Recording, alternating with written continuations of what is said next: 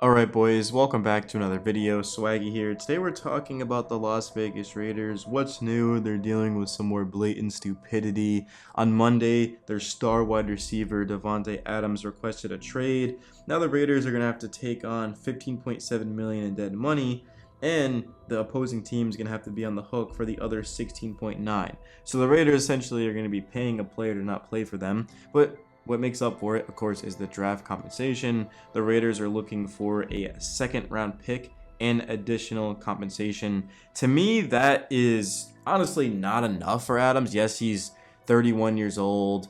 He'll be 32, I want to say, in December at the top of my head. He's also making a lot of money, but he's one of the best receivers in the NFL. And if he goes to a good team, he makes them great, right? Like, for example, the Raiders. You just take away Davante Adams, they're a significantly worse football team. They're already struggling at quarterback. Gardner Minshew and Aiden O'Connell. Yeah, Minshew's been solid this year, but he hasn't been anything special, right? I mean, he got a lot of money in free agency too on that 2-year contract. But you take away Adams, well, now you're relying a lot more on Trey Tucker.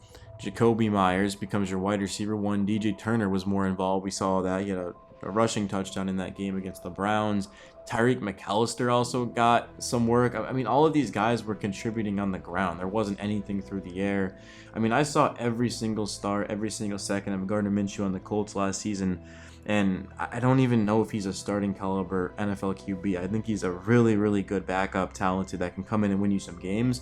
But being a starter for 17, no. You need weapons around him to have a chance, and that's why I kind of did like the addition of Minshew to the Raiders, because they had at the time, Adams and Myers and Trey Tucker taking that year two leap, and Brock Bowers coming in. I think he's a generational type of talent at the tight end position. They got Michael Mayer, but without Adams, I mean, that just goes out the window. The good thing for the Raiders is I still think they can win games without Adams, and they're going to be getting additional draft picks, which they can use to move up for a quarterback. We saw the Raiders try to go up and get, Michael Penix, JJ McCarthy. Like, they tried to get a young QB, and ultimately it just didn't work out. They weren't able to get it done. But this year, there's going to be some very, very good quarterbacks. Jalen Milroe, Shadur Sanders, Quinn Ewers. I don't know about Carson Beck, to be honest with you guys, but there's going to be some very, very good quarterback prospects that the Raiders are going to be able to target. And hey, if you guys don't like any of them, well, Travis Hunter's in this draft, so Travis Hunter certainly could help the Raiders as a receiver and as a corner. I think he's going to play both, which is going to be interesting. I mean, Travis Hunter, we've never seen anything like it. I mean, he's truly just a absolute unicorn out there on the football field. Getting picks for a player that doesn't want to be here is huge for the Raiders. But we have to go back to why Adams came here, and that was to play with Derek Carr.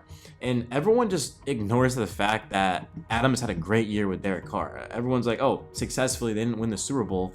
Yeah, but look what he did statistically. Adams went for 1,516 yards in 17 games.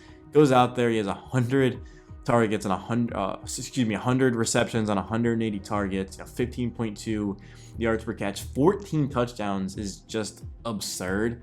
That is unbelievably good. And him and Carr, they had that connection. It was fun to watch.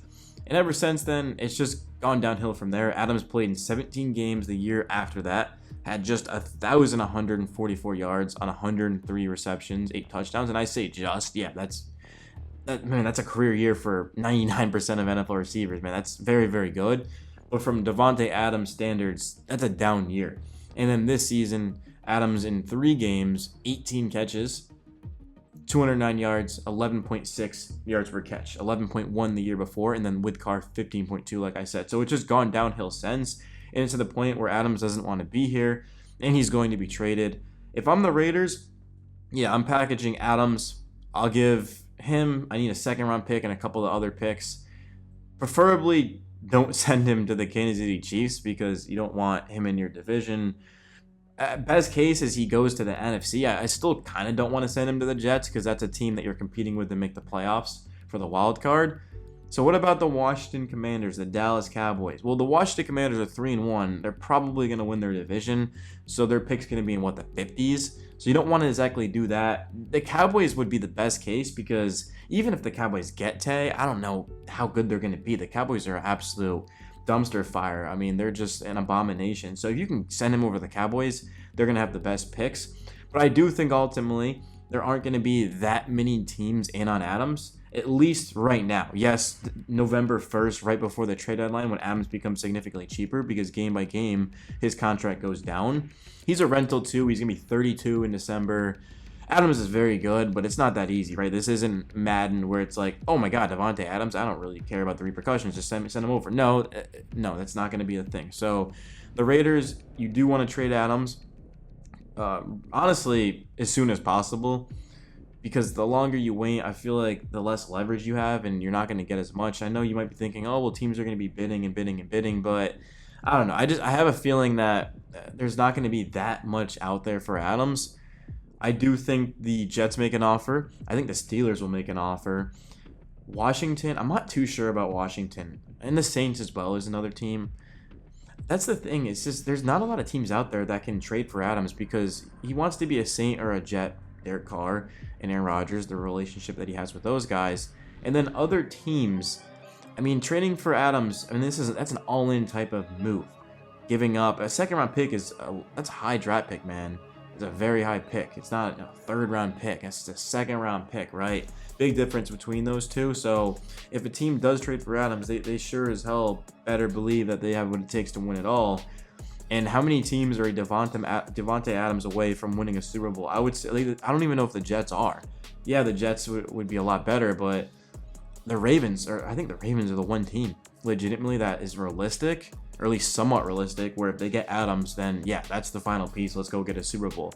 The Jets defense isn't as good as I thought it would be.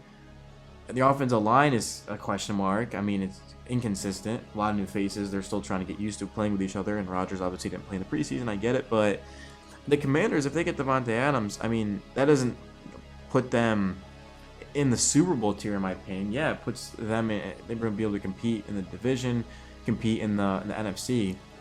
But outside of that, man, I mean, I don't know. Washington has to work on their secondary, their defense. I don't think their offensive line's the best. Yeah, it looked really good against the Cardinals. It dominated up front, but the Commanders are multiple more pieces away from winning a Super Bowl. I mean, guys, they picked second in the draft a year ago. It's not going to happen that fast. It's going to take some time. So that's my thing for the Raiders is who do you trade Adams to and what do you get? If you don't end up getting what you want, you just keep Adams. Well, that's going to be the thing. Is Adams going to play? Because right now he's saying, I'm not going to be out there. He wasn't out there against the Browns, and now he's not going to be out there in the Raiders' next game against Denver. And he's saying it's a hamstring, but if Davante Adams was on the Jets, I think his hamstring would be feeling perfectly fine. Now, if I'm wrong, I'm wrong. That's on me. But I don't know how much of this has to do with an injury. I think it's just he doesn't want to be there. The Raiders know that, and they're trying to trade him. So let me know your guys' thoughts on the video. I'll be covering the Raiders just about every single day. Peace.